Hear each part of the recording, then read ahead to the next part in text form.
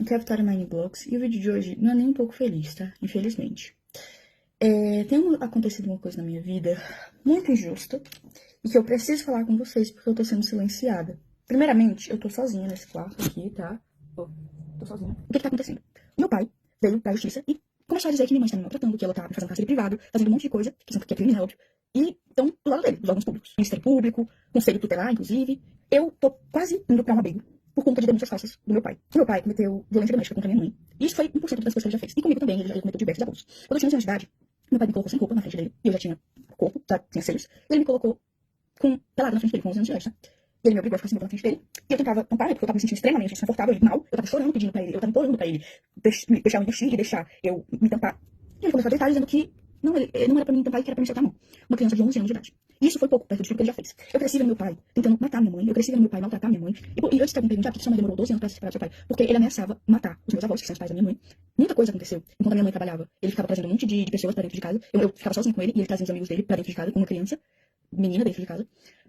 E ele já chegou a quebrar computadores no soco. Ele já chegou a quebrar muitas coisas. Ele quebrava prato, quebrava um monte de coisa. Vidro, pote, ele quebrava tudo tacando na parede, querendo causar medo em mim, na minha mãe. Ele ficava, quando eu usava regatinha assim, e vinha o detalhezinho, ele ficava fixado naquela blusa, ficava olhando como se eu fosse um objeto. É nojento, a níveis assim, exorbitantes, tá? E o que mais me revolta é que os órgãos públicos não acreditam na minha palavra e na da minha mãe. O meu pai já chegou a correr atrás da minha mãe com faca, ameaçando matar ela. Ele já chegou a chegar na minha frente, isso tudo na minha frente. Ele colocava eu e minha mãe no carro e começava a correr em velocidade muito rápida pra causar medo. E ele já chegou a quase bater várias vezes o carro, tá?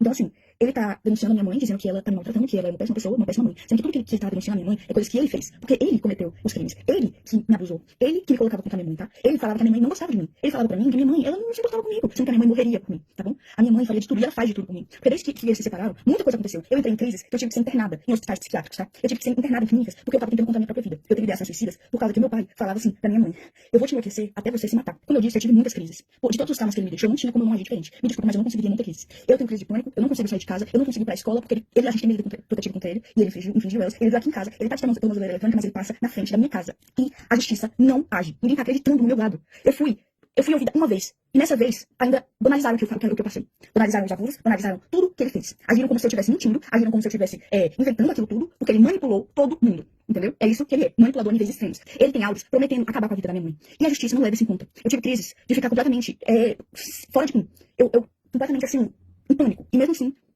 não acreditam no meu lado da história. Porque dizem que, você não tem provas de que ele abusou você. Então todos os traumas não são provas. Porque a gente, enquanto estava sendo abusado, o que a gente ia fazer? A gente ia pegar o celular e começar a gravar pra ele matar a gente na mesma hora? Eu acho que ninguém tá entendendo aqui da justiça daqui da minha cidade, que eu moro em Timbó, Ceará. E eu quero denunciar o Conselho Tutelar. Porque ninguém tá dando voz. As vítimas de verdade estão dando voz ao abusador. Entendeu? Porque o Conselho Tutelar dá informação pra ele, porque ele já foi motorista do Conselho Tutelar aqui de Timbó. E ele tem essas amizades. E falam pra ele as coisas do processo que ele não poderia saber. Ele foi na minha escola, mesmo tendo medida protetiva. A minha mãe tenta ao máximo não falar como tá o processo, porque isso já me deu diversas crises. O oficial de justiça veio na minha casa, porque ele pediu pra tirar a medida protetiva. Por que ele quer que a gente tire a medida protetiva? Porque ele quer ficar passando aqui mesmo com tornozeleira eletrônica, ele continua passando aqui na frente. Ele quer fazer medo, ele quer torturar, porque ele ama isso. Ele ama torturar. Eu conheço o meu pai. Ele não é quem ele aparenta ser. Ele é manipulador. Então, assim, antes que pensem que, mas é porque ele tem algumas fotos de quando eu era pequena, ele tem alguns áudios de quando eu era pequena, e quando a minha mãe ainda estava casada com ele, né? Como tipo assim, porque você demonstrava muito amor pelo seu pai, é óbvio. Eu era uma criança. Que criança que não é amar o pai? Eu não entendia que ele fazia errado. Eu não tenho nem palavras pra descrever o tamanho da injustiça que eu estou vivendo na minha vida com a da minha mãe. Já não basta todos os traumas que ele causou, a gente ainda tem que passar por tudo isso. Ele querendo a minha guarda pra quê? O que ele quer fazer comigo? Isso é um absurdo, completamente absurdo. Eu não queria ter que